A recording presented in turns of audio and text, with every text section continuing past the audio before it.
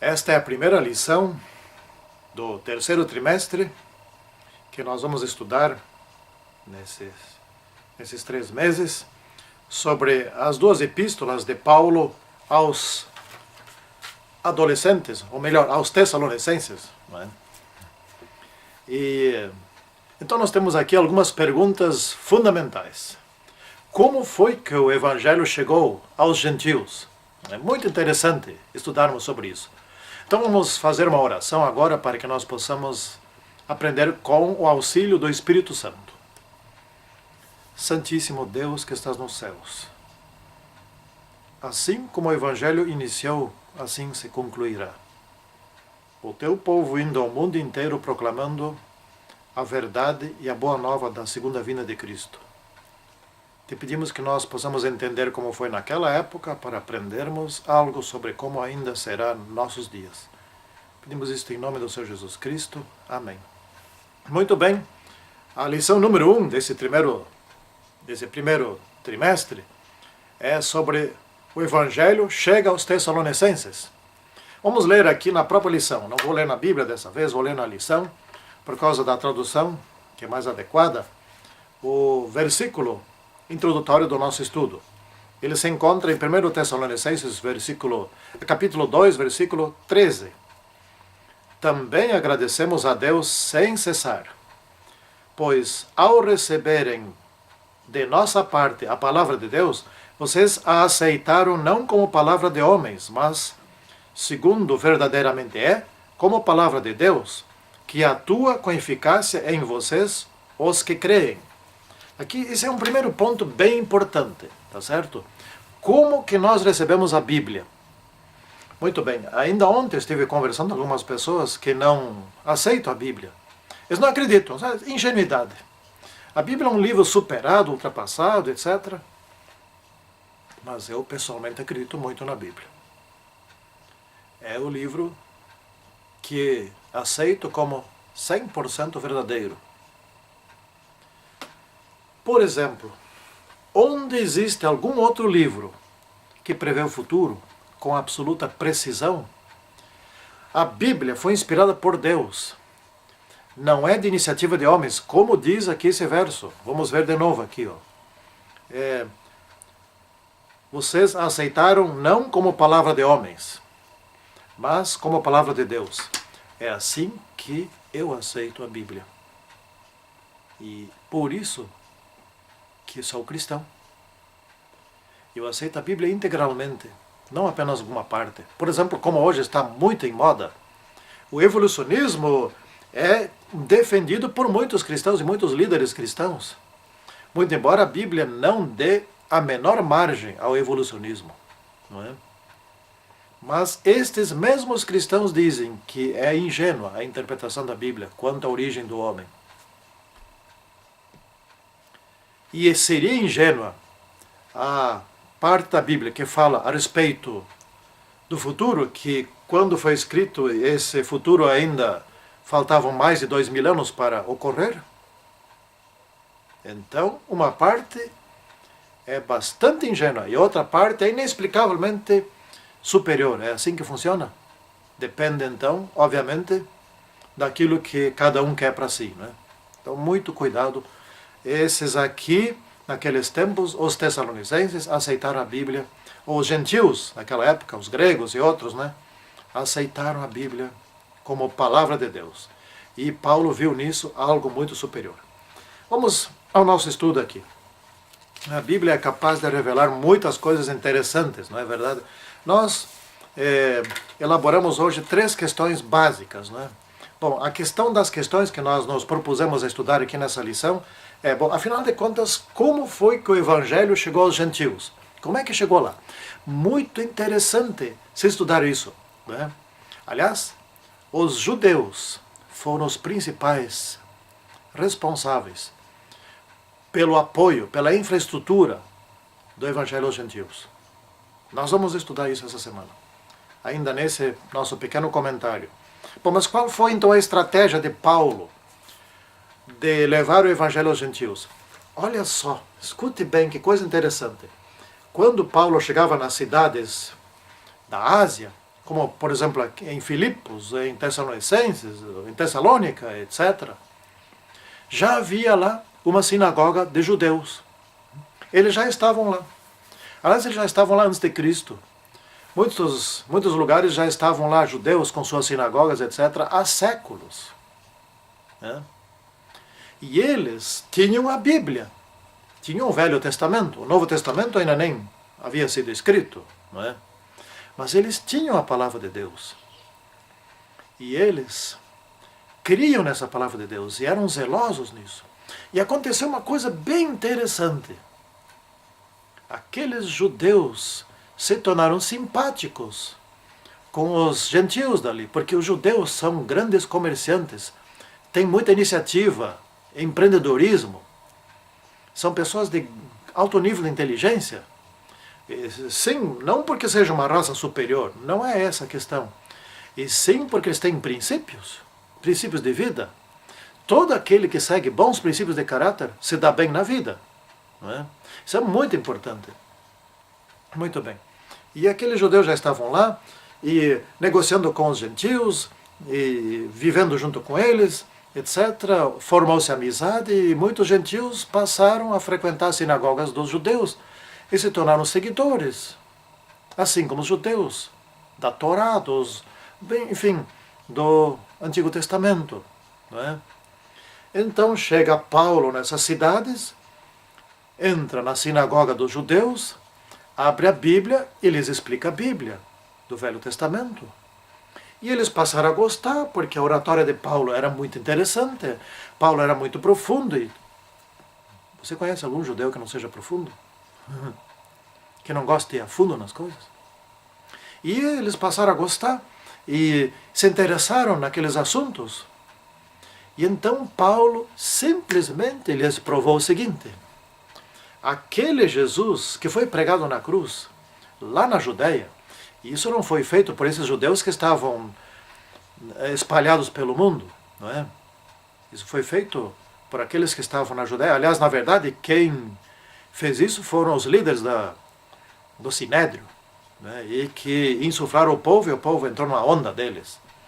Mas esses estavam longe.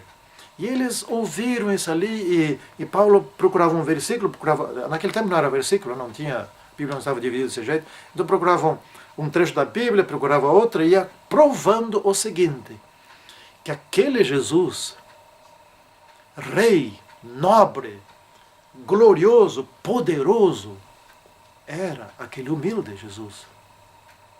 Então veio a segunda estratégia, né, o segundo ponto, né? Porque muitos sofrem antes da glória, etc. Né? As duas visões com relação ao Messias, essas coisas assim. Jesus, ele provou isso. Para se tornar o Messias, tinha que antes ser aquele cordeiro, que era o cordeiro do sacrifício, que eles ainda praticavam. Não é? Antes ele tinha que ser sacrificado, como alguém humilde, sacrificado para poder lhes perdoar os pecados. E então, depois, numa outra vinda, que agora nós estamos aguardando ser muito próxima, ele sim viria como o Rei dos Reis, Senhor dos Senhores, em toda a sua glória. E os judeus entenderam isso. Nem todos, mas a maioria deles, ou grande parte deles, entendeu isso. Ah, então é isso, mas então, por que nós não somos cristãos? Eles se tornaram cristãos junto com os gentios que já participavam na sua sinagoga, e depois vieram outros gentios e eles foram pregando a Jesus Cristo. Não foi difícil, não é? Mas depois nós vamos entrar um pouquinho mais nesses detalhes ainda. Então nós temos agora uma segunda questão, muito importante. Por que muitos sofrem antes da glória? Não é? Inclusive, muitos cristãos sofrem bastante antes de serem recompensados. E muitos nunca foram recompensados aqui nessa terra. Por exemplo, os mártires da Idade Média, eles morreram na miséria, morreram morte trágica, terrível, sofrida. Muitos deles eram ricos e foram perdendo tudo, tiveram que fugir pelas montanhas, etc., e morreram à míngua, queimados vivos, e de outras muitas maneiras. Quer dizer, aparentemente, do ponto de vista humano, só foram para trás, né? Depois que se tornaram cristãos, ou quando foram resolver, ou tiveram que provar a sua fidelidade a Cristo. Vale a pena? Para estes, a glória está garantida, lá no céu.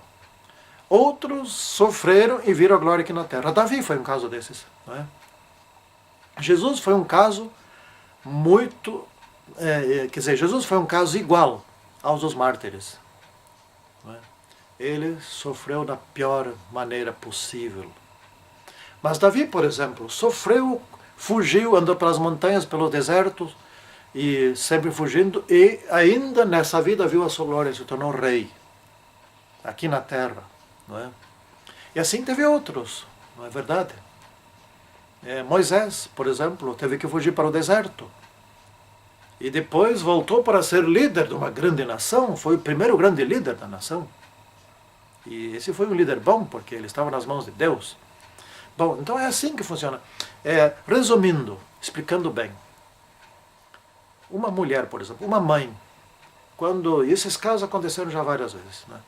A casa pega fogo, etc., ela entra no meio do fogo, salva ali o seu bebê. Passou por sofrimento, se queimou. Há um caso de uma mãe que morreu, mas salvou a filha pequena. Mas a glória dessa mãe, primeiro teve sofrimento para salvar a filha, depois a glória, a filha estava salva. Esse é o ponto. Muitas vezes nós, para salvarmos alguém, temos que sofrer. Às vezes é duro perder coisas, etc. Para salvar a nossa própria vida, nos requerem sofrimento. Não é?